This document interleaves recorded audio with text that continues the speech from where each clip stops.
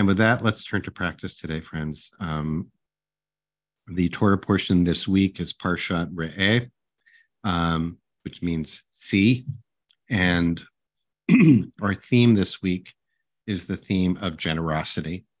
The Torah portion begins with Moses describing a paradox. He basically says to the Israelites, that is the generation of Israelites who have been born in the wilderness and are preparing to enter the promised land and to create a new society based on principles that have been derived from their experience as former slaves or the children of former slaves. Society formed in the hardships of the wilderness. Says that if you follow the ways that have been enjoined upon you, you'll be able to create a society that will not know poverty. There'll be no poverty in it at all. There won't be no need. But paradoxically, he also says that, in fact, well, first saying the phrase he uses, Moses, that is, "Efes ki lo hiye b'cha evyon," there should be no needy among you, because God will bless you in the land that God is giving you as a hereditary portion if you listen to the words Im Shemoa Tishma B'Kol Adonai, if you will only heed the voice of Yud-Heh Vav-Heh, your God.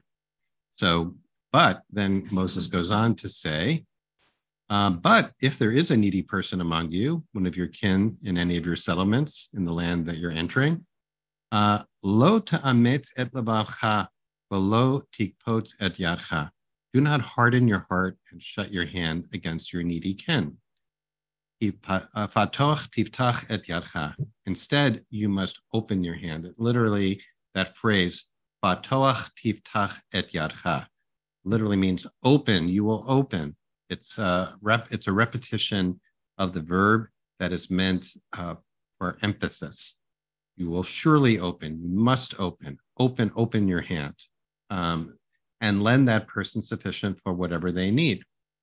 He goes on, and this is in the context of the Shemitah, the sabbatical year, when loans are meant to be forgiven in the seventh year.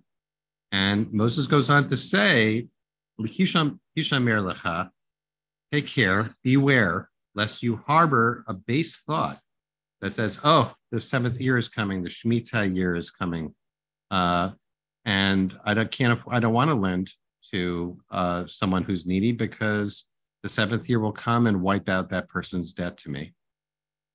But instead, Moses says, in that case, naton titenlo, give to that needy person readily, or otherwise give, and don't have any regrets when you do that. God will bless you in your efforts. And then that paradox is summed up in this single verse, Ki lo yachtal evyon mikarev haaretz. There will never cease to be needy ones in your land. There will always be people in need in your land, which is why I command you, and it repeats now again, Fatoach tiftach et yadcha. Open your hand to the poor, your poor and needy kin in your land. So I wanted to suggest that could inform our practice today, this practice of open-handedness, of generosity towards ourselves and each other, which is part and parcel, I think, of our practice for getting ready for a new year. The flip side of generosity, of course, is the converse would be stinginess, close-handedness, close-heartedness, which I would suggest stems from our anxiety and fear of insufficiency, of not having enough, of not being enough.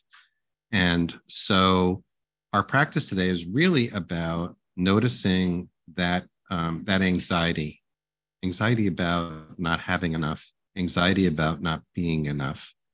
And rather than judging ourselves for those thoughts and feelings, which may be legitimate, we may have legitimate fears of not having enough material goods in our lives or wealth, or be able to take care of ourselves or take care of our loved ones. We may have legitimate fears about ways in which we have fallen short. But I would suggest that that tightness that is born from that kind of anxiety can be relieved if we're able to, first of all, just acknowledge that we have fears, about having enough to take care of ourselves and each other and to take care of loved ones. Um, and that those fears can sometimes be exaggerated and get in the way of our treating others and ourselves with generosity. So our practice today, we'll have a nice lengthy time for practice, is to bring some attention to to our hands. So I want to invite us to begin our practice by balling up our hands in a fist, really tight. That's that tight-handedness, tight-heartedness.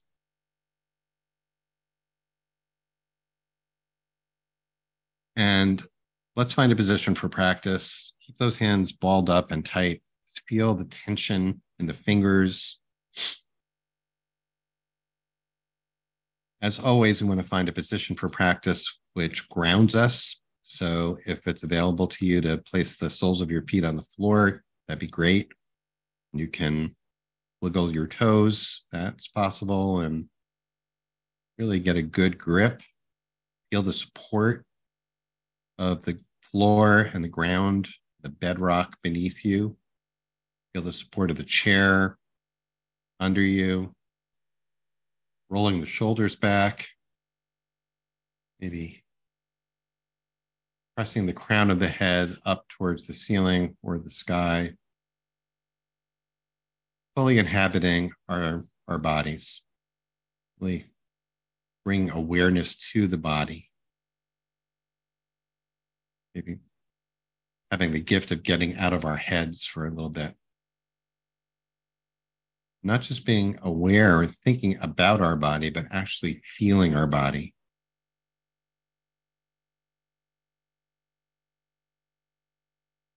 See if you can fully inhabit that body.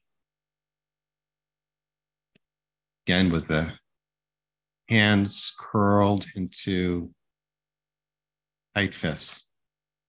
Squeeze a little bit tighter.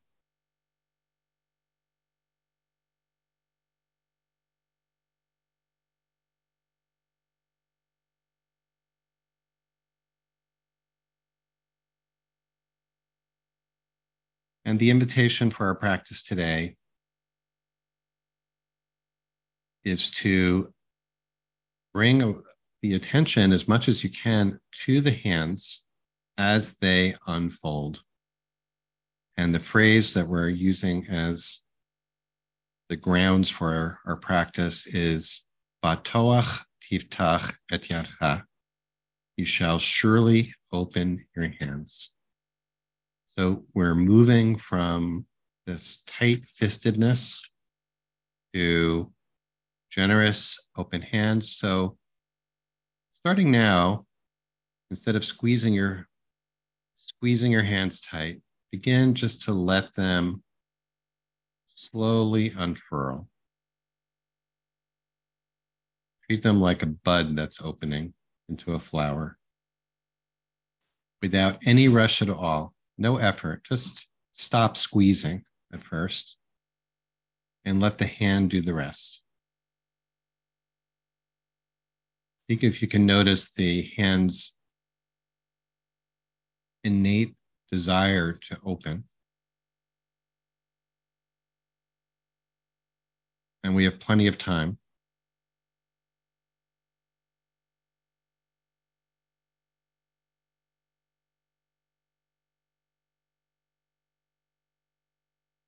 Your hands are stuck in a certain position or don't seem to want to open anymore, just be with that. We're not efforting to open our hands. We're allowing our hands to open. We're allowing them to unfurl at their own pace.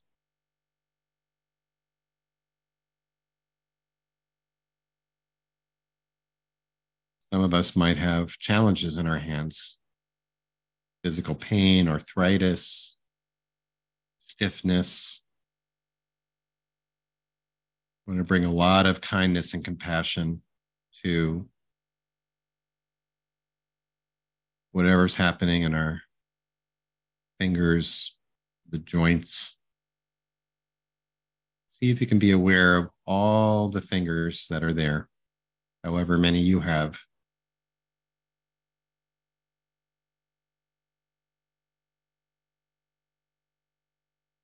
Tune into the sensation in the fingers, and whether you're tempted to close them up some more or open them some more, just let them be, let them open.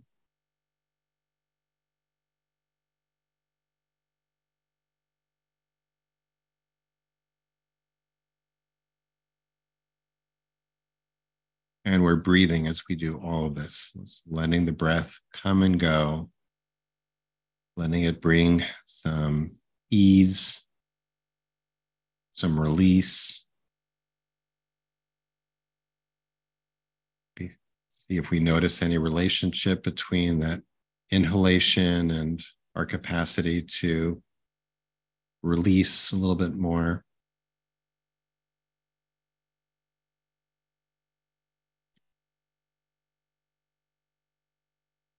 Batoach tiftach et yadcha.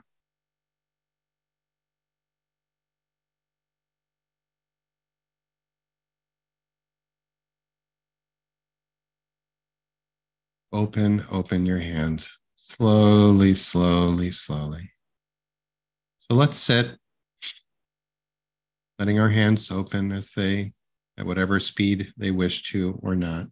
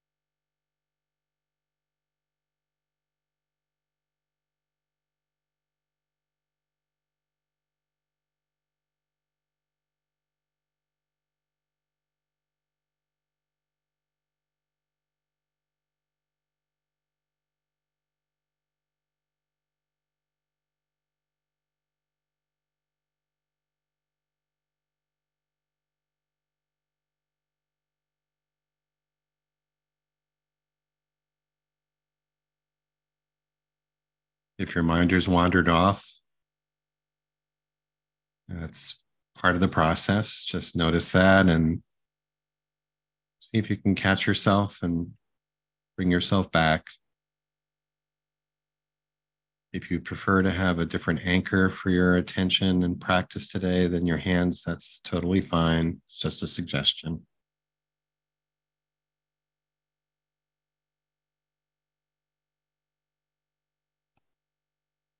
And we're adopting a stance, an attitude of love and kindness towards our hands, and thinking about how much they've done in this lifetime, how much typing they've done, how many dishes they've washed, how many hands they've held, the artwork they've done, the lifting, folding, grasping, the playing, swimming, running, a lot of miles logged.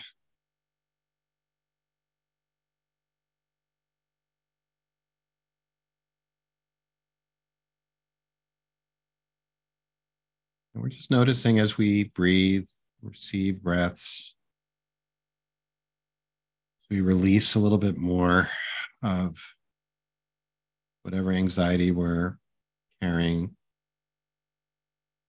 Just relax into this moment, a moment where we can hopefully feel safe and not at risk.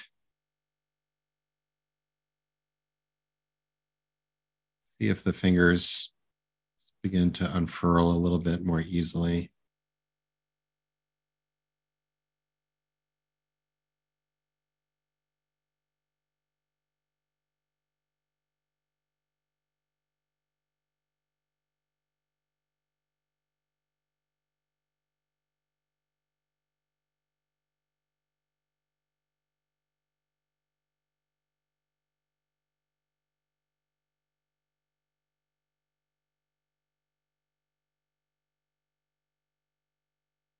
The other phrase used by Moshe is Naton Titen, you shall surely give. And you be a little bit more generous, a little bit more giving towards yourself, a little bit more giving, a little bit more generous emotionally and materially in your life.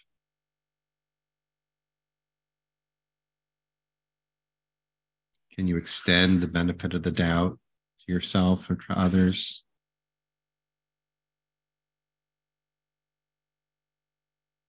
Can you reserve judgment a little bit longer?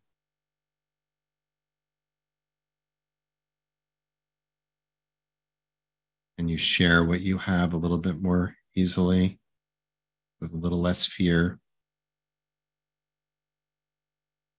And you give a little bit more than what is normal?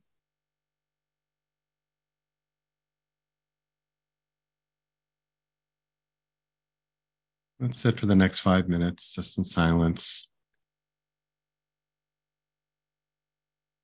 letting the fingers do what they will, unfurl or not, just breathing together as a group.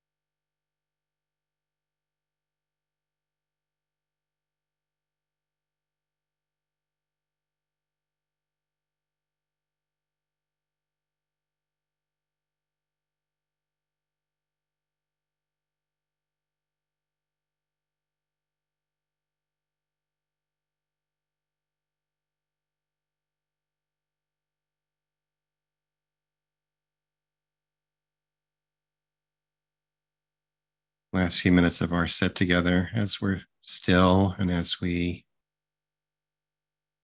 receive breath as deeply as we can, as we still our body and our mind to be able to be as flush and as present in this body, in this moment, in this place as we can.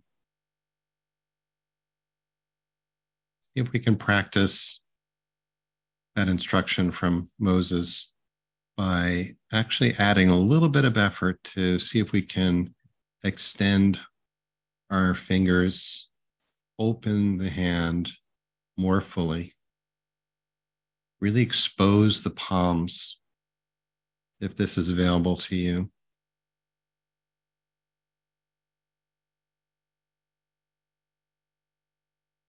Holding the palms so they're facing up.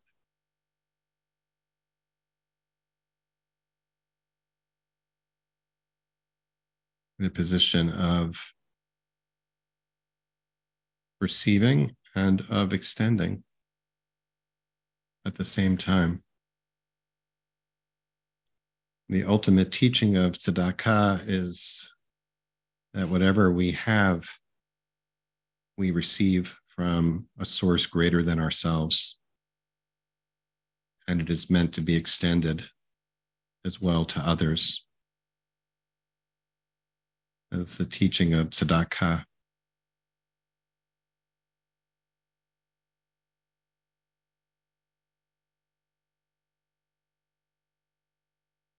To hold life with an open hand, not to grasp for, not to clench, not to cling to, but to be able to receive and hold, but with open hands. V'toach tifach et yadcha. And as our sit comes to an end, I want to invite you to hold your hands, maybe facing the group, and extend that generosity towards each other and feel it coming back to you as well.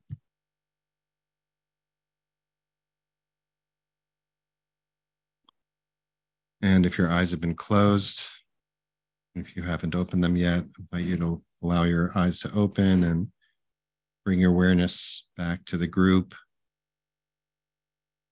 Thank each other for showing up and being here to create this community today. And we close by offering those of you who are in mourning or observing a yard site, or if it's your custom to join in the mourner's Kaddish, to do so. You can put the name or names of anyone you're honoring today in the chat now, or after you recite the Kaddish. If you're not reciting Kaddish, really encourage you to stay present. And that's to close together by offering your support and presence for those who are grieving. Thanks to Jet for sharing the words of the mourner's Kaddish on the screen. And if you're reciting the Kaddish, I invite you to join me by rising in body or in spirit. And you can unmute at this time. Yitgadal.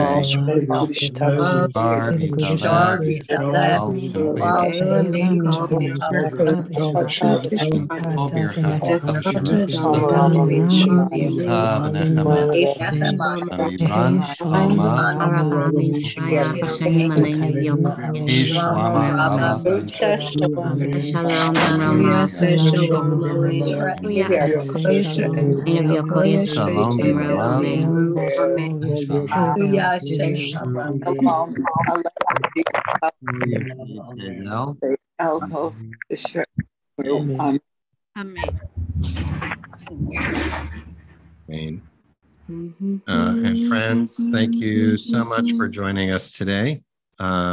wonderful to begin this week of practice together. Coming up this week, will be led tomorrow by Rabbi Brian Yosef Shacker Brooks.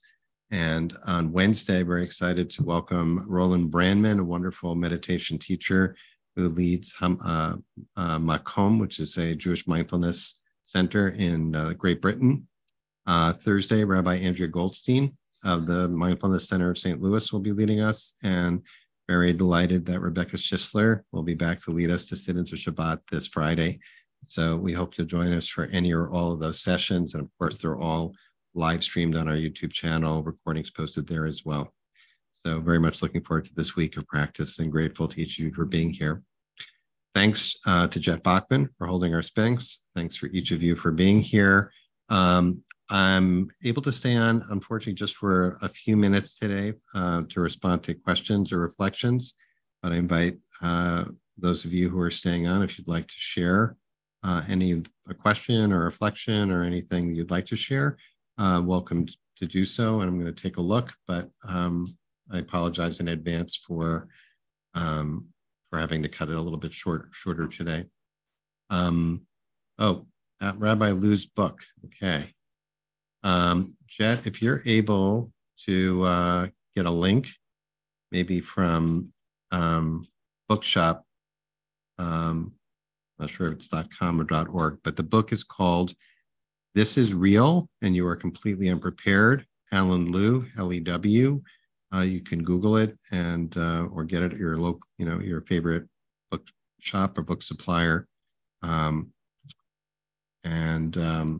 Whether you participate in the Shofar project or not, it's really it's essential part of a Jewish library. Okay. Okay, Monique wrote that she noticed that about 3/4 of the way through, after all the focus on her hands, that my teeth were very clenched. Any suggestions? Interesting. Well, I guess I would say, Monique, that's good noticing. And really although the focus was on the hands because of the language in the Parsha, it's really about noticing tightness within us in any aspect of our bodies. So it may be that noticing tightness in our hands makes us more aware of tightness elsewhere in our bodies. And the goal here is to meet the tightness with kindness and with self-compassion, rather than with judgment. The theory, which you can test out in your own experience, is whether judgment of being tight, of being maybe we might have an opinion of ourselves as being not as generous as we would like to be, that if instead of being judgmental towards ourselves about that, if we actually can acknowledge the roots of the fear or anxieties that lead us there, that can lead us to opening up. So hopefully awareness of tightness in the hands leads us to awareness of tightness in the shoulders, in the neck, in the jaw, wherever that kind of anxiety, tension is residing in our body, bringing attention to that. I think that's the best I can do there. Yeah, I think we can.